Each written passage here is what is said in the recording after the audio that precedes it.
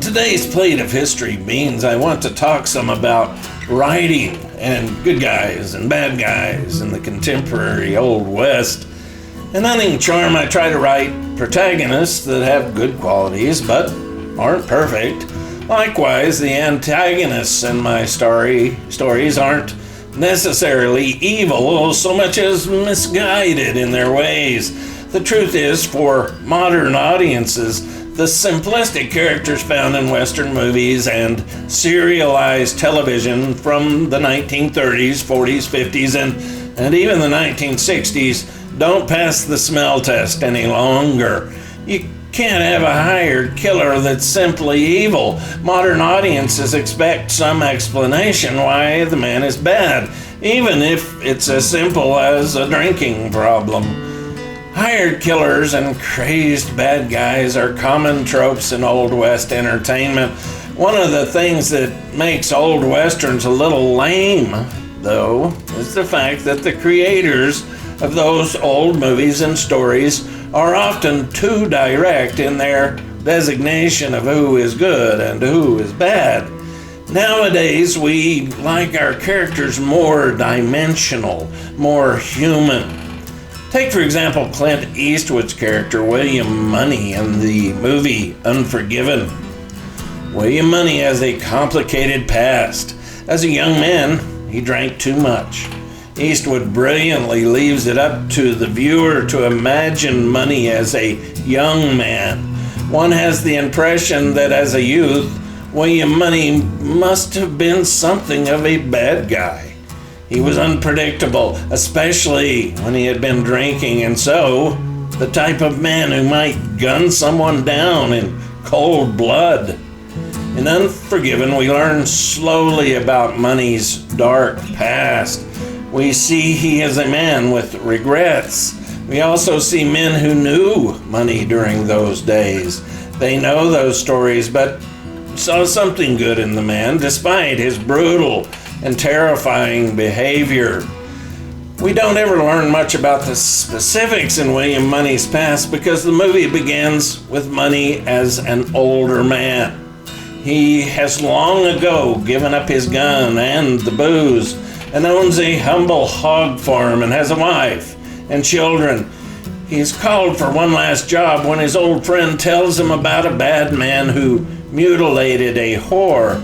His old friend has fallen on hard times and needs the bounty money. The movie is compelling not just because it follows the old formula of good guy, bad guy, but it follows the formula in a more modern way. Ultimately, William Money, who has never forgiven himself for his acts of terrorism as a youth, finds a sort of redemption. If you examine UnForgiven closely, you find Eastwood doesn't stray far from the standard good guy, bad guy narrative. You have a standard bad guy, Gene Hackman, as the powerful local leader who thinks he can do whatever he pleases, including raping and mutilating a helpless woman. You have the earnest and naive sidekick, James Wovette, as the Schofield kid, and the old compadre, Morgan Freeman, as Ned Logan. The only real difference is that rather than drawing sharp lines between good and evil, Eastwood blurs the picture by showing us William Money's dark past. To further illustrate my point, I'll turn to one of the most popular television series out there, Yellowstone, starring Kevin Costner. If UnForgiven gives us a glimpse of darkness into our hero William Money, Yellowstone takes that formula of flawed men and turns it almost entirely on its head. For myself, watching Yellowstone is at times a bit troubling.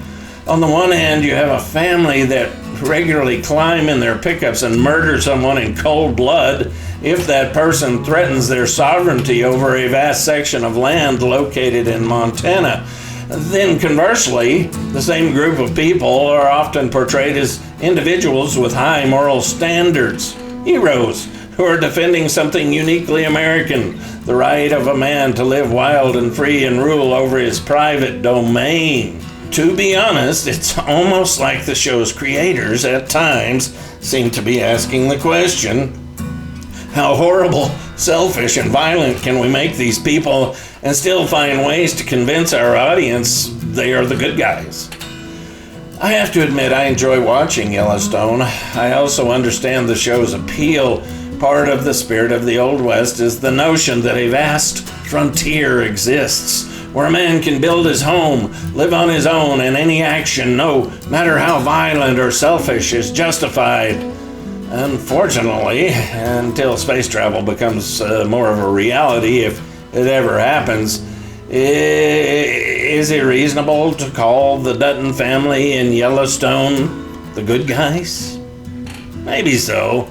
That too is part of the show's appeal. I would certainly love to sit in on some of those script meetings. Do the show's creators discuss how far they can push it? What do they think about their audience? I'd love to hear your opinion. There's another question that shows like Yellowstone raise. Where do we go from here? When it comes to the Old West in a contemporary setting and the creation of good guys and bad guys, conflict and resolution, what's the next step? Again, I'd love to hear your ideas. For myself, I think perhaps Western audiences, and all audiences for that matter, will continue to find enjoyment in stories that explore the nuance of the lives of characters. Those characters can exist in the past or in modern times. If you're a writer and you're looking for a book that discusses writing and the importance of character-driven narrative, let me recommend a book titled The Art of Dramatic Writing by Lajos Egri. I was first introduced to the book many years ago and have since worn out a couple of copies. As for the contemporary Old West, I think it's possible some of the old tropes in terms of movies and stories of the Old West will continue to have cattle drives and gunslingers, horses and pickup trucks, but I think those elements, as they are already, will gradually be less and less important. Stories of the small details of daily life portrayed with humor or poignancy, real human interactions and heartfelt truths will remain, as they have always been, popular with audiences. I'm not sure if I know exactly how to create stories that are appealing, but I do know the attempt to write those stories has enriched my life. If you've ever thought you might like to write, let me encourage you to treat the process like you would a daily workout. Set a timer for yourself and sit down most days and just do it. Even if you never become famous, I promise you'll be glad you did. That's it for today's Plate of History Beans. As always, if you enjoy my content, hit the like and subscribe buttons. I'll have a link to my author's page on Amazon.com, as well as a couple of links to other discussions about writing and characterization in the comments below. Hope to see you again next week on the Contemporary Old West with B.F. Biles. Now it's time for Chapter 33 of Hunting Charm, The Wild Dogs.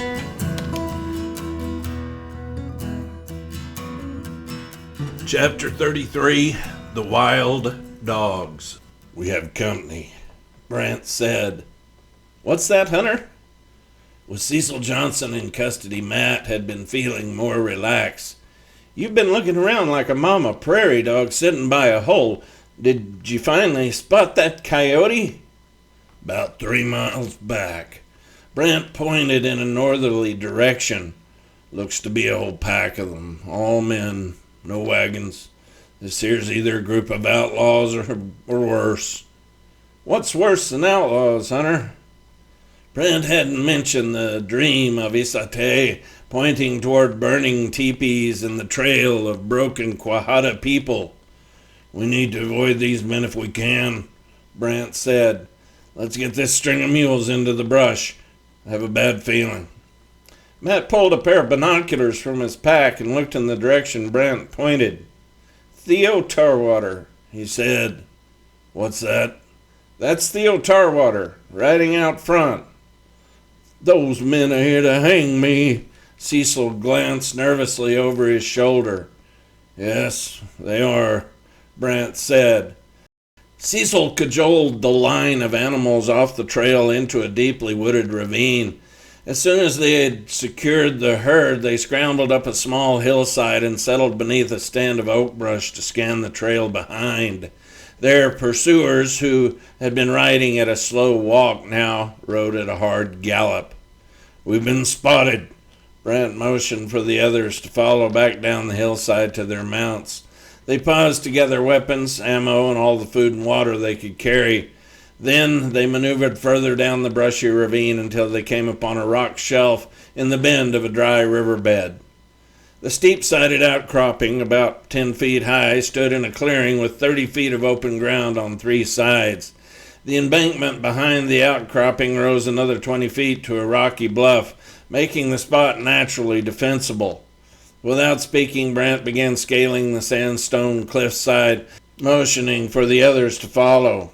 Once they reached the top, Brant said, "This ought to give us a place to parley from. Johnson, I hope you know how to use that rifle. I'm going back down on the ground, see if I can distract them a little. Matt, do what you do. Get them talking. I don't want to have to kill any of Tarwater's men. This is a hell of a mess." As Brant disappeared into the brush, Matt turned to Cecil. "Can you shoot that thing?" "6 years in the Army."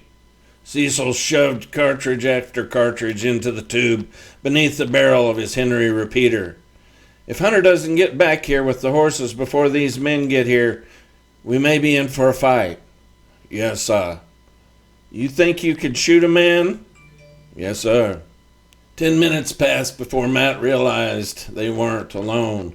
Unfortunately, Johnson had no chance to demonstrate his skills with the rifle. Somehow, before a single round was fired, a wiry, dark-haired man appeared by their side atop the rock. Matt couldn't explain how the man had gotten there. He only knew that one moment he saw no one, and the next he had a knife against his neck. "Put down the rifle or I kill him," the attacker hissed. "I ain't dropping this here rifle," Cecil said. "I tell you right now, I'm going to kill him. Whether you do or you don't ain't no difference to me." "Run, Cecil!" Matt winced as his captor tightened his grip. "I reckon I will, sir. Don't think it's likely they're going to string you up. Me, on the other hand." As he spoke, Cecil crept backwards. Then, before finishing the sentence, he leapt from the rock. A moment later, Matt caught a glimpse of Cecil disappearing into the woods. "Shit!"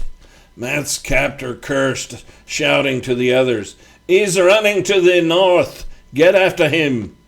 Rifle shots rang out along with a chorus of shouts. Matt's captor dragged him near the edge of the rock, slung him over the side, and dropped him feet first to the ground below. Matt rolled, but before he could stand, the man was once more by his side, this time pointing a pistol. "You going to do like I say, yes?" The man had a slight European accent mixed with a southern lilt. Matt had met men from southern Louisiana before. His kidnapper was Cajun and possibly part Creole. "We gonna stand right here and wait on Tarwater. Don't make Francois put a bullet in you."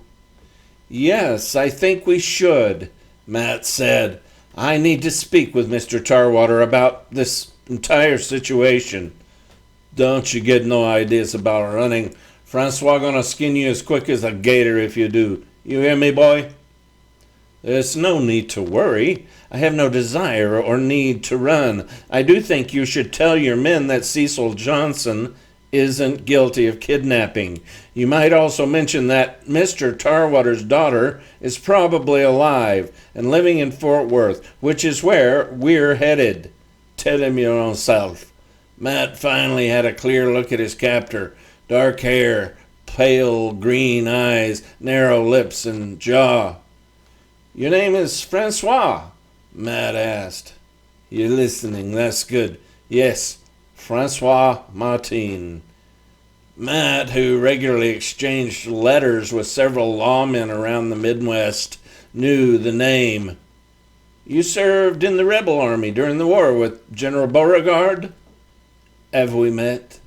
Francois Martin looked curiously at Matt. "Since you know already, yes. I was at Bull Run. We were working as scouts for Beauregard, my friend Sartain, and myself." So you feel it's important to listen. I agree. How do you feel about hanging an innocent man? Cecil Johnson is innocent, you know. Martine paused, considering his answer, then said, Francois normally would never hang a innocent man, but I am here on a contract basis. The decision isn't mine. Perhaps Mr. Tarwater will be merciful. Why are you so certain Johnson is innocent?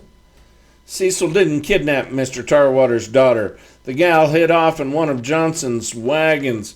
Poor man's wife and child are dead because Tarwater's girl made a bad decision. A volley of gunfire sounded nearby. Francois Martin put Matt to the ground. Sounds like the boys cut up with something in there, Martin said, grinning. You do know I have a partner, right? Matt said. He's there in the woods, too. They heard a wailing voice from the distance. Seth got hit and he ain't moving.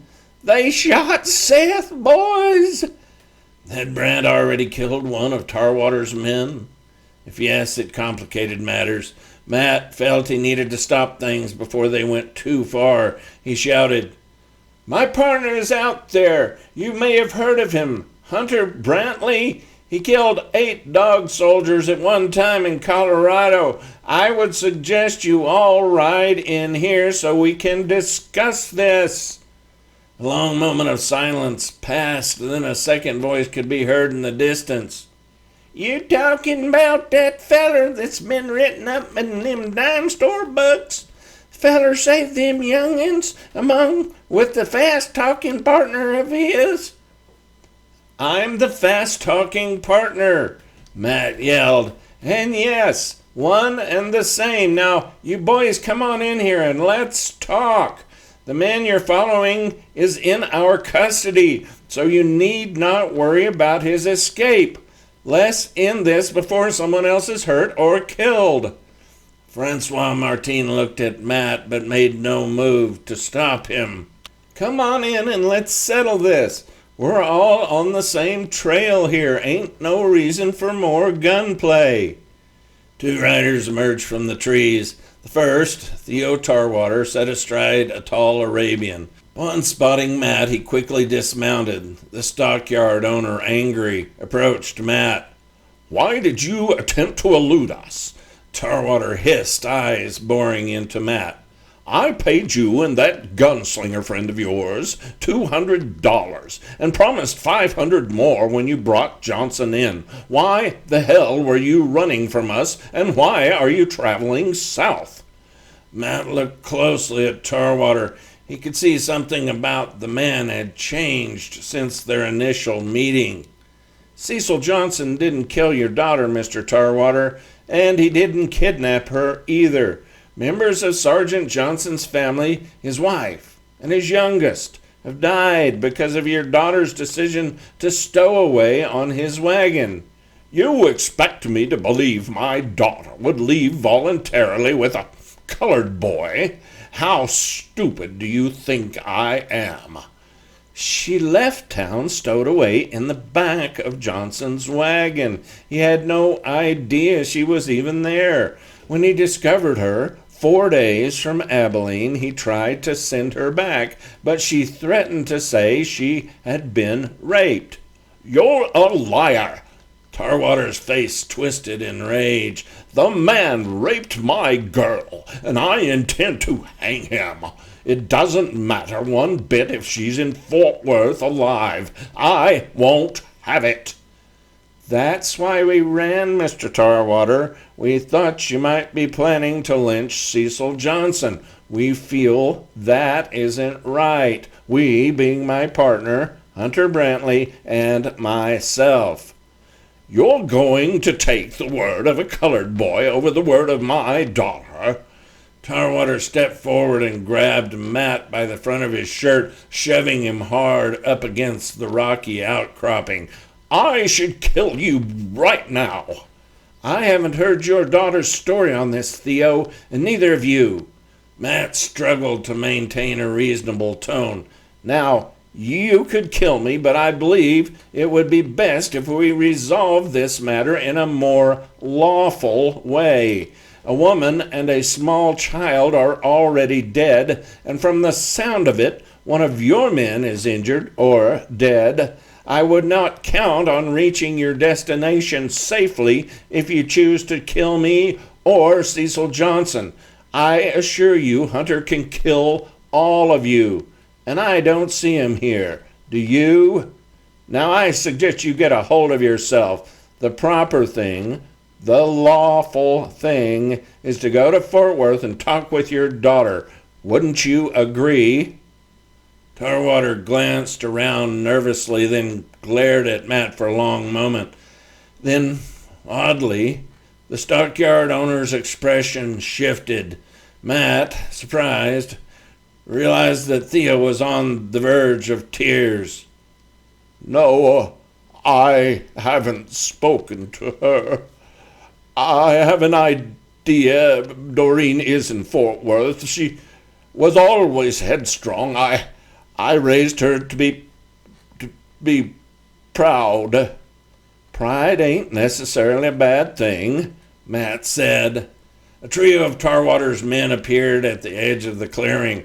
One of them, a fat cowboy with a baby face, held his hand to a wound at his side. I'm good shot, the fat cowboy whined. I ain't wanting to die out here. Shut the hell up, Seth, and quit your dang whining. You ain't gut shot. Bullet went through the fat on your side. Now shut up. The chubby cowboy continued to whimper as Tarwater paced back and forth. A moment later he turned and said, You're going to call that gunslinger partner of yours and tell him to ride in here right now with that Johnson boy. You hear me? I could do that, Matt said, but it's unlikely Brent will comply. Call him, God damn it. The Frenchman pulled Matt to his feet. Call him. Martine had the knife at Matt's throat again. Hunter, Matt called. This Frenchman is about to cut my throat unless you boys show yourself. They waited for several moments with no response. I don't think my partner likes the terms of your deal. Matt looked anxiously at Theo, hoping the stockman didn't give Francois Martine the go-ahead. God damn it! Theo drew his pistol and shoved the barrel into Matt's face. I could kill you! He roared. A bullet whizzed by Tarwater's head, followed a split second later by the sound of the gunshot. The entire group, including Theo, dove for the ground. You kill Matt, and I swear to God I'll kill you all. Hunter's voice came from the south, though pinpointing its exact origin was impossible. Theo's men peered about nervously. One of the cowboys fired a random shot, and soon they were all shooting. You idiots, stop firing! Francois Martine shouted. Ease up some, Matt said. During the excitement, Martine had tightened his grip. Martine lowered his blade and produced a length of leather cord, which he used to bind Matt's hands. Martine then motioned to one of the other men to keep an eye on Matt and pulled Tarwater to one side. The two men spent a long moment conversing. A moment later, the Frenchman dashed across the clearing and in one smooth motion mounted his pony and disappeared into the brush. Mount up, Tarwater shouted. Put the pretty boy on one of the mules. A pair of the remaining cowboys hoisted Matt onto one of the pack animals. How the hell am I supposed to stay on with my hands tied? Matt complained. Ain't my problem. A cowboy with an eye patch and the worst teeth Brant had ever seen grinned and spat on the ground. The group rode briskly for the better part of an hour. Matt's back and legs ached from the effort needed to stay on the mule. Eventually they came to a narrow creek and Tarwater called a halt. We'll camp here, he said. The men pitched 3 tents, one for Tarwater and 2 others for the crew. Soon a cooking pot hung over a blazing fire and a pair of men rode out, perhaps to hunt or scout the area. Theo tethered Matt to a stout boat ark. "I could use a sip of water," Matt said. "Give him some water." "Mr. Tarwater, there isn't a bit of sense in keeping me hog-tied. I give you my word I have no intention of trying to escape." "Your word don't mean shit." "Sir, do you know you're traveling with a wanted man?" Matt said. "Francois Martin has a bounty on his head. He murdered a U.S. Marshal in Louisiana." "Shut up!" Tarwater turned to leave, but Matt continued. "Mr. Tarwater, our plan was to locate your daughter in Fort Worth. Cecil Johnson told us she was heading in that direction. Would he tell us something like that if he had kidnapped your daughter? I ask you, sir, would he tell us that?" Tarwater turned and glared at Matt, then once more the aging stockman's expression changed. Matt, his observational skills fully engaged, sensed an advantage. "You don't have to do this, Theo." Tarwater looked at Matt for a long moment, his mouth curving downward. "You figure Doreen is alive?"